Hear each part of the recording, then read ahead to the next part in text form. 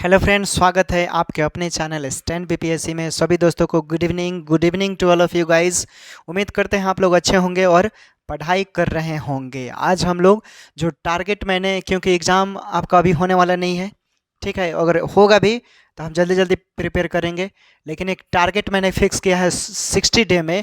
ऐसे प्रैक्टिस और जो इम्पोर्टेंट है वो तो मैंने करवा दिया है, लेकिन इन 60 डे में हम लगभग एक 1500 से 1600 क्वेश्चन करेंगे, ओके, हिंदी का।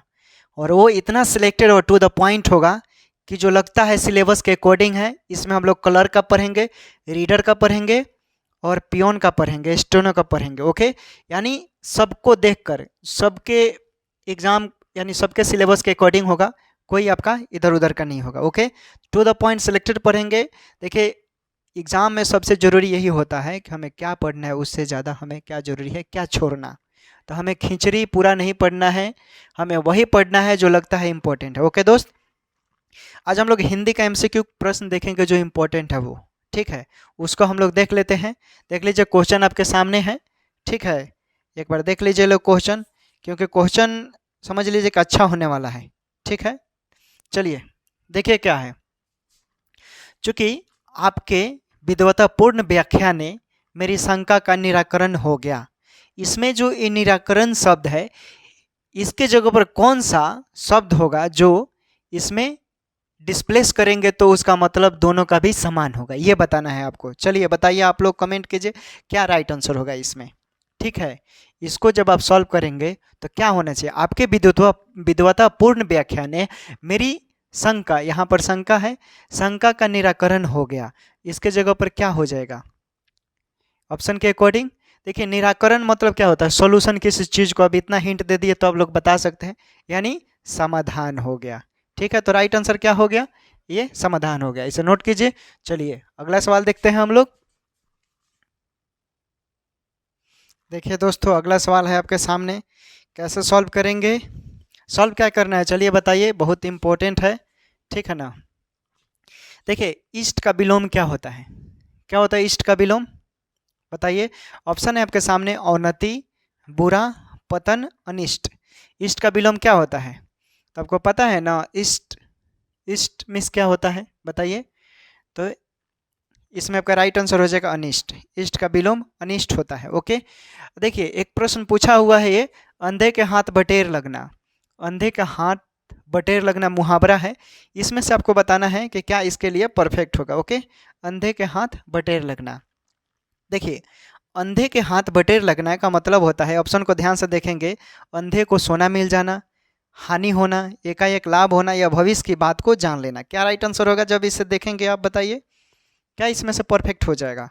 देखिए, जब आप इसे ध्यान से देखेंगे तो आपका राइट आंसर क्या, अंधे के हाथ बटेर लग जाना मतलब अचानक कोई चीज़ मिल जाता है जो किसी के भाग में कभी मिला ही ना हो, वो देखते हैं उड़ने लगता है, ओके, उसको बोलते हैं नहीं एकाएक लाभ होना। तो राइट आंसर क्या हो जाएगा, सी आपका राइट आंसर हो जाएगा, ठीक है। क्लियर हो गया, यानी इष्ट का विलोम क्या होता है, अनिष्ट होता है। क्लास में अब देखिए, अब आपको यहीं पर रिवीजन कर लेना है, ठीक है। रिवाइज्ड क्लास का मतलब होता है कि 1 से 2 बार वीडियो देखिए, काम खत्म। आप अब उतना समय नहीं है पढ़ने के लिए, ठीक है ना, इसलिए यहीं पर याद करना है, यहीं पर पढ़ना है। क्वेश्चन को 1 से 2 बार पढ़ेंगे, इष्ट, अनिष्ट, अंधे के हाथ बटेर लगना, एकाएक लाभ होना, ठीक है। ऐसे ही हम लोग को पढ़ना है, जितना होगा उतना करेंगे लोग, और साथ में मिलकर करवाएंगे भी। देखिए, आपके सामने सवाल है स्क्रीन पर, सभी लोग देखिए और इसका आंसर देने का प्रयत्न कीजिए। देखिए, सिलेबस के अकॉर्डिंग है, घबराना नहीं है, ओके। अगर जो लोग पढ़े होंगे हिंदी सिलेबस, लगभग तो सभी लोग पढ़ लिए होंगे, मुझे नहीं लगता कि आप जवाब नहीं दे पाएंगे, आप आसानी से जवाब दे सकते हैं। देखिए क्या होगा, बहुत सी भाषाओं को जानने वाला, जो बहुत सी भाषाओं को जानता है उसे क्या बोलते हैं, यानी ऑप्शन है अनुवादक, द्विभाषी प्रशासक, बहुभाषाविद, ओके, बहुभाषाविद है, यानी बहुत सी भाषाओं को जो जानता है उसे क्या बोलते हैं। बहुत ही आसान है, थोड़ा सा दिमाग लगाना है, आंसर आपके जुबान पे होगा। यानी बहुत सी भाषाओं को जो जानने वाला हो उसे हम लोग क्या बोलते हैं, बहुभाषाविद बोलते हैं, ओके। जो बहुत सी भाषाओं को जानता है उसे क्या बोलते हैं, बहुभाषाविद। जो बहुत सी भाषाओं को जानता है उसे क्या बोलते हैं, बहुभाषाविद, ओके। कंप्लीट हो गया। उसके बाद है कि जो भेदा या तारा ना जा सके उसको हम लोग क्या बोलते हैं? जो भेदा या तारा ना जा सके। भाई जिस जो भेदा नहीं जा सकता, यानी चक्रव्यूह है उसे आप नहीं भेद सकते, उसके बदले आप कौन सा शब्द का प्रयोग करते हैं? क्या होगा इसमें से? इसके जैसा कौन सा शब्द होगा जो डिस्प्लेस भी करेंगे तो क्या उसका भाव समान होगा, जो मीनिंग देगा वो समान होगा। ओके, तो बताइए जो भेदा या न तारा जा सके उसे हम लोग बोलेंगे, कंफ्यूजन नहीं होना है, देख लीजिए, माइनर माइनर ही गलतियां आपको ऊपर उठने में मदद करेगा, यही कॉन्फिडेंस लेवल भी आपका बढ़ाएगा, ठीक है ना। तो देखिए क्या हो जाएगा, जो भेदा या तारा ना जा सके उसे हम लोग क्या बोलते हैं, यानी जो भेदा या तारा ना जा सके उसे क्या बोलते हैं? अभेद। तुम चलो खड़े हो जाओ, हाँ बताओ, हाँ बताओ, जो भेदा ना, कहाँ दिमाग है तुम्हारा? जो भेदा ना जा सके उसे क्या बोलते हैं, या जिसे तारा ना जा सके? अभेद। ठीक है, ठीक है, क्या हो जाएगा, जो भेदा या तारा ना जा सके उसे क्या हो जाएगा, क्या बोलते हैं? अभेद। ठीक है, कंप्लीट हो गया। यहाँ पर दो अभेद लिखा हुआ है, ये अभेद्य हो जाएगा, थोड़ा सा उच्चारण देख लीजिए। ओके, उसके अकॉर्डिंग। उसके बाद है यहाँ पर प्रश्न दिया है सर्प, सर्प का पर्यायवाची क्या होता है? सर्प का पर्यायवाची क्या होता है बताइए? सर्प का पर्यायवाची क्या होता है? आपको बताना है सर्प का पर्यायवाची क्या होता है। सर्प का पर्यायवाची आपका ब्याल हो जाएगा। ओके, राइट आंसर ब्याल हो जाएगा। ओके, क्या होता है सर्प का पर्यायवाची? ऑप्शन तो और भी है, देखिए, अदित है, अहित है, पतंग है, शार्दुल है, ओके, शार्दुल है, ब्याल है। तो इसमें से राइट आंसर ब्याल होगा, क्योंकि ब्याल जो होता है वो सर्प का पर्यायवाची होता है। ब्याल क्या होता है? ब्याल सर्प का पर्यायवाची होता है। ओके दोस्तों, चलिए आगे देखिए, आगे है प्राधीन। प्राधीन का विलोम पूछा हुआ है, 2014 का क्वेश्चन है, यूपी सिविल कोड का। प्राधीन का विलोम क्या होता है? प्राधीन का विलोम क्या होता है, चलिए बताइए। प्राधीन का विलोम क्या होता है, चलिए बताइए। प्राधीन का मतलब चलो बताओ, प्राधीन का विलोम क्या होता है? अरे प्राधीन का मतलब होता है कोई गुलाम है। भारत अंग्रेजों का गुलाम था लगभग 200 सालों तक। अब बोल सकते हैं कि भारत अंग्रेजों का प्राधीन था। प्राधीन मतलब उसके अधीन आप रहते हैं। उच्चारण देखो, भाषा शब्द में ही खेल है।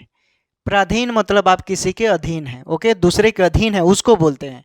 कंप्लीट हो गया, आप आसानी से बता सकते हो। प्राधीन का मतलब होता है विलोम, सॉरी, प्राधीन का मतलब होता है क्या? गुलाम। लेकिन यहाँ पर आपको क्या बताना है? विलोम बताना है। तो राइट आंसर इसमें स्वाधीन हो जाएगा, जो आप स्वतंत्र हो, किसी का गुलाम ना हो, उसको बोलते हैं। चलिए नोट कर लीजिए और अगला सवाल देते हैं हम। अच्छा लग रहा है सेशन तो बताएंगे जरूर दोस्तों। ओके, चलिए अगला सवाल है आपके सामने, चलिए जवाब दीजिए लोग, इसका क्या राइट आंसर होगा। देखिए, चोली दामन के साथ मुहावरे का मतलब क्या होता है? चोली दामन के साथ मुहावरे का मतलब क्या होता है? ऑप्शन है मेल ना होना, मेल ना होना, दुश्मनी। चोली दामन के साथ मुहावरे का मतलब क्या होगा? मेल ना होना, दुश्मनी, कटु शत्रुता या घनिष्ठ संबंधी होना। क्या होगा इसमें से राइट आंसर बताइए। चोली दामन के साथ मुहावरे का मतलब क्या होता है? चोली दामन के साथ मुहावरे का मतलब क्या होता है? चलिए बताइए, सभी हम लोग कंप्लीट कर रहे हैं, सभी को देखकर। हिंदी, मैथ, इंग्लिश भी होगा। ओके, कहने की बात नहीं है, सब होगा, गर्दा उड़ेगा अब, ठीक है ना। ये सेशन सिर्फ टारगेट है, तो टारगेट में टारगेट ही मिलेगा, जो सिलेक्टेड होगा वही। क्या होगा? चोली दामन के साथ मुहावरे का मतलब होता है यानी घनिष्ठ संबंधी होना। क्या होना? चोली दामन के साथ मेल का मतलब होता है कि घनिष्ठ संबंधी होना। ओके, उसके बाद पत्थर का पर्यायवाची क्या होगा? चलिए बताइए, पत्थर का पर्यायवाची क्या होता है? ये तो बहुत ही सिंपल है, आप बना सकते हैं, प्रीवियस ईयर का प्रश्न है। ओके, पत्थर का पर्यायवाची क्या होता है? देखिए, पत्थर का पर्यायवाची होता है, यानी ऑप्शन है शैल, भूधर, अचल, प्रस्तर। इसमें से क्या राइट आंसर होगा? तो पत्थर का पर्यायवाची हो जाएगा आपका प्रस्तर। ओके, राइट आंसर प्रस्तर हो जाएगा। ओके, चोली दामन के साथ मुहावरे का मतलब क्या होता है? यानी घनिष्ठ संबंध होना। ओके, पत्थर का पर्यायवाची का क्या होता है? प्रशस्त्र, प्रस्तर होना। ओके, पत्थर का पर्यायवाची पूछ रहा है तो प्रस्तर हो जाएगा। क्या हो जाएगा इसका पर्यायवाची? प्रस्तर। ओके, कंप्लीट हो गया। आगे देखिए, जिसे छोड़ा ना जा सके। देखिए आप अभी मेरे साथ साथ प्रैक्टिस कर रहे हैं तो आप कर सकते हैं। अब बाद में छोड़िएगा कि हम बाद में करेंगे तो नहीं हो पाएगा। आप पढ़ कर देखिएगा, आप बोलेंगे छोड़ो बाद में, थोड़ा सा 2 मिनट वीडियो देखेंगे 5 मिनट, फिर आपका मन नहीं करेगा। अगर अभी आप मेरे साथ बने रहते हैं तो आपका रिविजन भी हो जाएगा, याद भी हो जाएगा और काम भी आ जाएगा। ओके, तो जिसे छोड़ा ना जा सके मुहावरे का मतलब क्या होता है? जिसे छोड़ा ना जा सके के लिए इसमें से कौन सा शब्द होगा बताइए? ऑप्शन है असामान्य, अपरिहार्य, कठिन, असाधारण। क्या राइट आंसर होगा? जिसे छोड़ा ना जा सके। ओके, क्या है? जिसे छोड़ा ना जा सके। ऑप्शन आपके आंखों के सामने है, इसी में से आपको चुनना है। असामान्य, अपरिहार्य, कठिन, असाधारण। जिसे छोड़ा ना जा सके उसे हम लोग बोलते हैं अपरिहार्य। ओके, अपरिहार्य का मतलब ही होता है जिसे छोड़ा ना जा सके, जो साथ साथ चलता है उसको बोलते हैं क्या? अपरिहार्य। ओके, चलिए अगला सवाल है आंखें फेर लेना। आंखें फेर लेना का मतलब क्या होता है? ये तो बहुत सिंपल है दोस्त, ये तो कोई भी बता सकता है। आंखें फेर लेना नॉर्मल है यार। आंखें फेर लेना का मतलब क्या होगा? ऑप्शन है क्रोधित होना, गुस्सा होना, प्रतिकूल होना, धोखा देना। क्या हो जाएगा? आंखें फेर लेना का मतलब क्या हो जाएगा? आंखें फेर लेना, आंखें फेर लेना यानी प्रतिकूल होना। क्या हो जाएगा? आंखें फेर लेना यानी प्रतिकूल हो जाना। ओके, आंखें फेर लेना यानी प्रतिकूल होना। क्या बोलोगे? आंखें फेर लेना का मतलब होता है प्रतिकूल होना। क्लियर हो गया? याद भी हो गया होगा। चलो नोट कर लो जो लोग नोट नहीं किए हैं। ठीक है, जल्दी। अब चलो हम कुछ सवाल आप लोगों से पूछते हैं। ओके, आपको जवाब देना है, हम हालांकि आंसर भी बताएंगे आप लोग को। ओके, आंसर भी हम बता देंगे। चलिए, सवाल है कि जिसका कोई शत्रु न हो, जिसका कोई शत्रु न हो उसे क्या बोलेंगे आप लोग?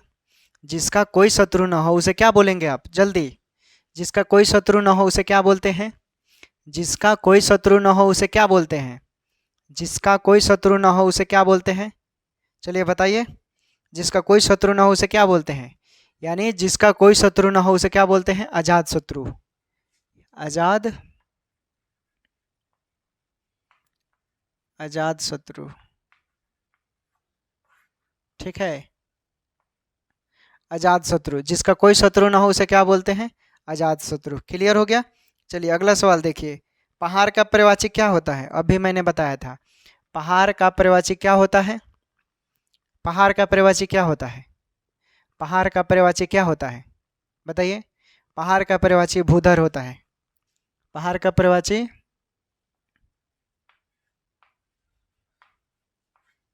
भूधर।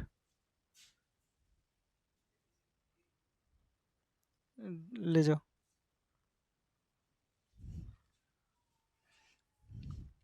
पहाड़ का पर्यायवाची क्या होता है? भूधर। ठीक है, नोट कर लिया आप लोगों ने। देखिए अगला देखते हैं। आगे जो प्रश्न पूछा गया है कि नॉर्मल है ये तो। ऊचित का विलोम क्या हो जाएगा? ऊचित का आप लोग तो आसानी से बता सकते हैं। ऊचित का अनुचित होता है। ठीक है, ये उतना खास नहीं है। चलिए आगे देखते हैं हम लोग। आगे सवाल है इम्पोर्टेंट। ओके, निर्गुण का मतलब क्या होता है? पूछा हुआ है। निर्गुण का मतलब क्या होता है? बताइए। निर्गुण का मतलब क्या होता है? निर्गुण का मतलब बताइए। यानी निर्गुण मतलब जो बीमार पड़ता हो उसे बोलते हैं। इसका विलोम क्या हो जाएगा? गुण। सिंपल है यार, सगुण भी बोल सकते हो। उसके बाद चलो बताओ, आगे सवाल देते हैं। ये तो नॉर्मल है। जो याद करने के योग हो उसे क्या बोलोगे? जो याद करने योग हो उसे क्या बोलेंगे आप लोग? जो याद करने योग हो उसे स्मरणीय बोलेंगे। ओके, क्या बोलेंगे? स्मरणीय। जो याद करने वाल के योग हो उसे स्मरणीय बोलेंगे। ओके, अच्छा मोती के बदले आप लोग कौन सा शब्द का प्रयोग कर सकते हैं? मोती के जगह, मोती के जगह कौन सा शब्द, ये आप बताएंगे। ठीक है, चलिए आगे कुछ प्रश्न देख लेते हैं।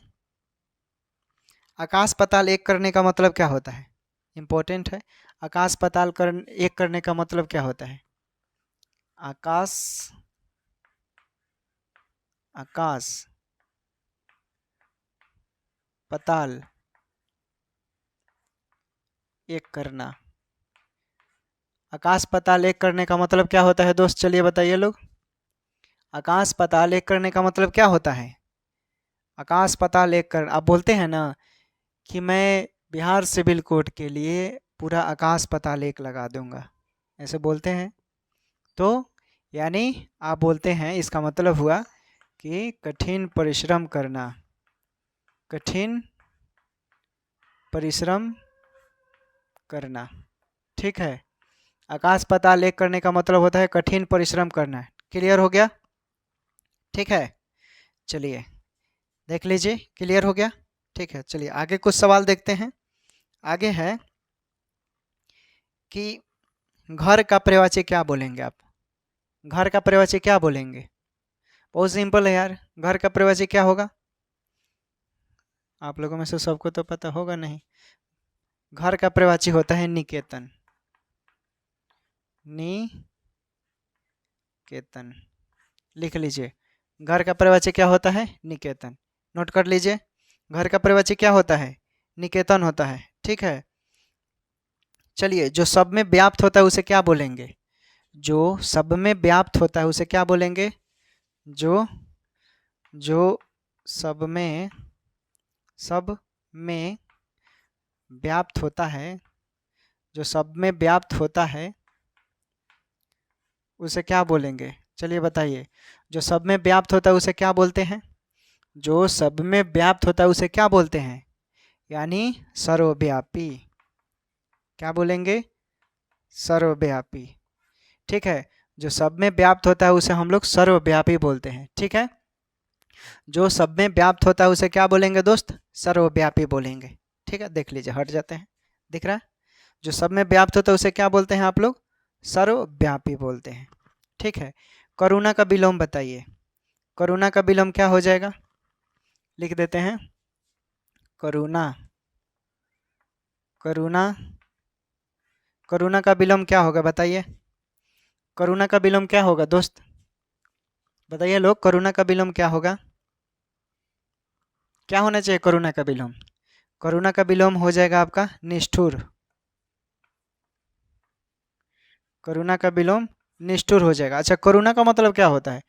आप आध्यात्मिक पिक्चर देखते होंगे, आध्यात्मिक, ओके, स्पिरिचुअल जिसको बोलते हैं, यानी करुणा बोलते हैं ना, हे करुणा निधान, यानी जो अंदर से क्या हो? काइंड हो, दयालु हो, जिसके अंदर प्यार मोहब्बत की भावना हो, ठीक है।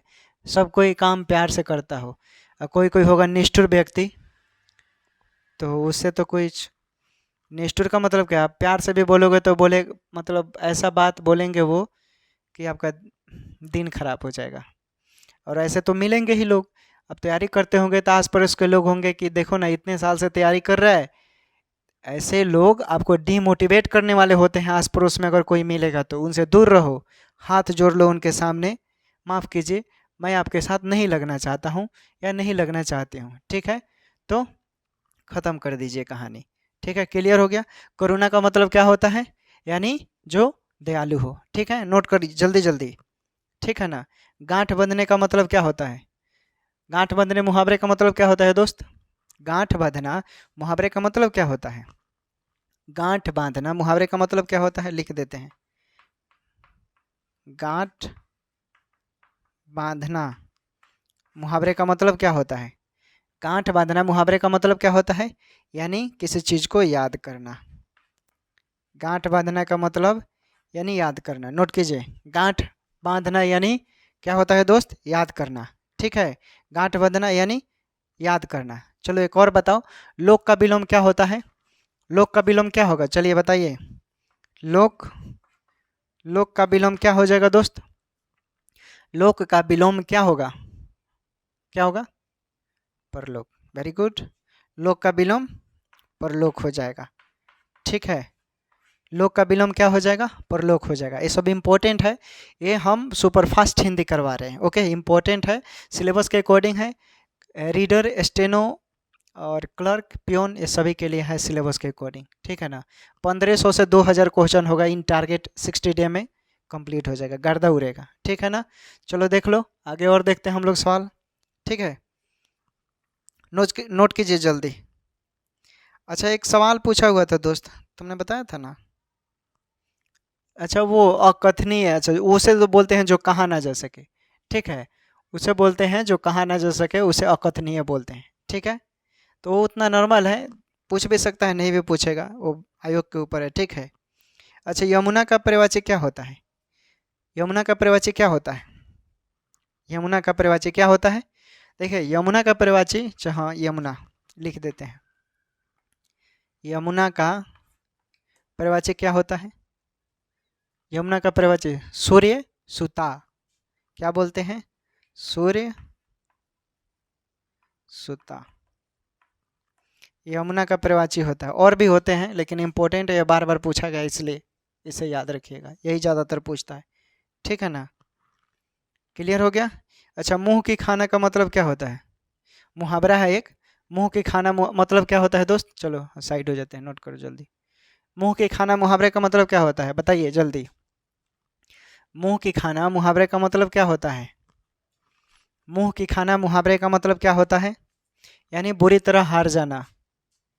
यानी ये लिखना क्या है तो आप लोग लिख लीजिए, मुंह की खाना यानी बुरी तरह हार जाना है। ठीक है, ठीक है ना, मुंह की खाना यानी बुरी तरह हार जाना।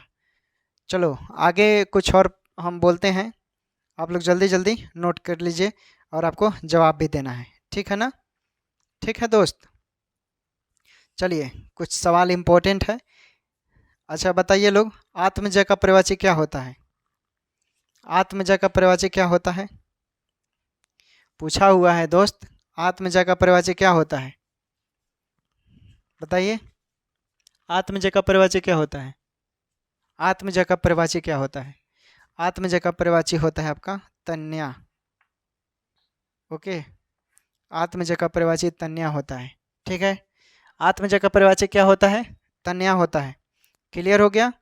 ठीक है, सब जगह के लिए कौन से शब्द का प्रयोग करेंगे? सब जगह के लिए कौन से शब्द का प्रयोग करेंगे? सर्वत्र। ठीक है, सब जगह के लिए कौन सा शब्द का, नोट करो, सब जगह के लिए कौन से शब्द का प्रयोग करेंगे? सर्वत्र। ठीक है, क्या बोलेंगे सब जगह के लिए? सर्वत्र। अच्छा, अधुनातन का मतलब क्या होता है?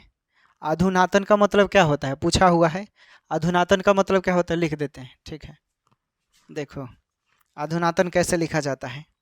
अधुनातन, अधुनातन का मतलब क्या होता है बताओ? अधुनातन का मतलब होता है आपका नया। ओके, या आधुनिक भी बोलते हैं, आधुनिक। ठीक है, आधुनिक का मतलब क्या होता है? नया, या अधुनातन है ना, अधुनातन का मतलब आप नया आधुनिक भी बोल सकते हैं। ठीक है दोस्त, तो नॉर्मली ज़्यादा हम लोग को उतना भी नहीं पढ़ना है, बोरिंग नहीं होना है, एंजॉय कीजिए, एंजॉय करते करते हंसते खेलते गाते रोते पढ़ लीजिए जैसे मन करे वैसे। ठीक है, बोर नहीं होना है, बोझ नहीं होने देना है किताब को। यानी ऐसा लगे नहीं कि आप पढ़ें, लगे कि हाँ ना पढ़ते हुए भी आपने पढ़ लिया। That's call study, smart study बोलते हैं। ओके, इस एक बात याद रखो, समाज गांव मोहल्ले में आप रहते हैं तो देखो क्रेज इतना है नौकरी का यार, हर कोई चाहता है, everybody likes to government job, but now it is not easy to get a government job. मानते हो ना इस चीज़ को? सब कोई चाहता है सरकारी नौकरी, लेकिन सरकारी नौकरी इतना आसान नहीं है पाना दोस्त, उसके लिए कठिन तपस्या करना पड़ेगा। कोई भी इंसान आपको घूर कर पिला नहीं सकता है। इंसान जो भी आपको बताता होगा वो सिर्फ मार्गदर्शन कराता है, गाइडलाइन देता है कि आपको इस रास्ते से, दो रास्ते हैं, दो रास्ते होते हैं, अगर इस रास्ते से जाओगे, अगर समुद्र पार करना है तो देखो एक रास्ता है जो तैर कर जा सकते हो उसमें, लेकिन डूबने का चांस भी रहेगा, और एक रास्ता है जो नाव से जा सकते हो, तो आप नाव के सहायता से ही ना जाओगे जी। यानी कहने का मतलब आपको सही दिशा में जाना है तो मेहनत करना पड़ेगा। आप मेहनत नहीं करेंगे तो आप समझ लो कंपटीशन से बाहर हैं।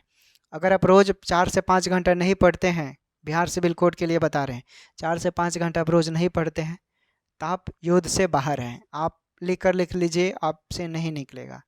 अब 4-5 घंटा रेगुलर रोज़ पढ़ते हैं तो आप कंपटीशन में हैं। कुछ भी हो जाए, कितना भी करप्शन हो, डजेंट मैटर, सब सीटों पर नहीं होता है। यानी 75% सीट पर मेरिट वाले बच्चे आते हैं, मेरिट वाले दोस्त आते हैं, भाई आते हैं। ठीक है, तो इन सब चीज़ों को देखकर तैयारी कीजिए, और हर सिस्टम में होता है इस चीज़ को आप इशारे इशारे में जो हम बोल रहे हैं समझने का प्रयास कीजिए।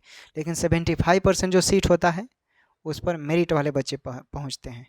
तो मेरिट वाले अब भी बच्चे बन सकते हैं, बशर्ते कि आप थोड़ा सा मेहनत करेंगे। तो मेहनत नहीं करेंगे तो फिर दिक्कत हो जाएगा। ठीक है ना दोस्तों, मेहनत करना है। ओके, चैनल पर नए होंगे तो सब्सक्राइब कीजिएगा। सेशन अच्छा लगा होगा तो दोस्तों के पास भी शेयर कर सकते हैं आप लोग। मिलते हैं हम लोग फिर नए क्लास में। इसी तरह पढ़ाई करना है और हंसते गाते रुलाते हुए भी पढ़ा देंगे हम। ठीक है ना, पढ़ाई पढ़ाई की तरह पढ़ना है, कीड़े मकोड़े की तरह नहीं। बाहर की भी दुनिया होती है, बाहर की दुनिया के साथ साथ भी हम लोग को पढ़ना है, सब बताएंगे। हम इसलिए बता रहे हैं सब चीज़ें क्योंकि देखो हम सिविल सर्विसेज के एस्पिरेंट स्टूडेंट हैं, और मुझे थोड़ा सा इन सब चीज़ों का पता है। हो सकता है आप लोगों में से भी पता हो, आप मेरे दोस्त हो, तो सबको पता भी होता है और किसी किसी को पता भी नहीं होता है, और जिसको पता होता है बता देना चाहिए। और कुछ लोग ऐसे होते हैं जानते हैं लेकिन नहीं बता पाते हैं। क्यों? क्योंकि जानते हैं अगर मैं उसे बता दूंगा ना तो ये आगे निकल जाएगा। ऐसा नहीं है, अगर आप किसी को बताते हो तो आपका दोगुना और बढ़ेगा, और आपका कहीं से न कहीं से भला हो जाएगा, और इसके साथ ही लोग आपको समाज में प्यार देंगे, मोहब्बत देंगे। कहीं भी जाएंगे तो आपको रिस्पेक्ट मिलेगा। That's call study, that's call education, the power of education जिसे बोलते हैं दोस्त। ओके, सो अब सभी दोस्तों से विदा लेते हैं, फिर हम लोग इसी समय कल मिलते हैं नए क्लास में। Take care, bye bye, good night to all of you. हाँ, टेलीग्राम पर जुड़िएगा, ठीक है ना। टेलीग्राम पर हम इन्फॉर्मेशन देते रहते हैं। इंस्टाग्राम पर भी जुड़ सकते हैं स्टैंड बीपीएससी को, वहाँ पर किसी भी तरह की बात रखनी हो डायरेक्ट आप टेलीग्राम पर कमेंट कर सकते हैं। उसमें ऐड कमेंट जो होता है वहाँ पर लिखेंगे, वहाँ पर हम देख ही लेते हैं। और बेहतर अगर आप किसी और चीज़ से रिलेटेड और कोई और इन्फॉर्मेशन चाहते हैं, कोई पर्सनली या स्टडी से रिलेटेड, तो आप मुझे स्टैंड बीपीएससी पर डायरेक्ट मैसेज कर सकते हैं। ओके दोस्त, take care, bye bye, good night to all of you.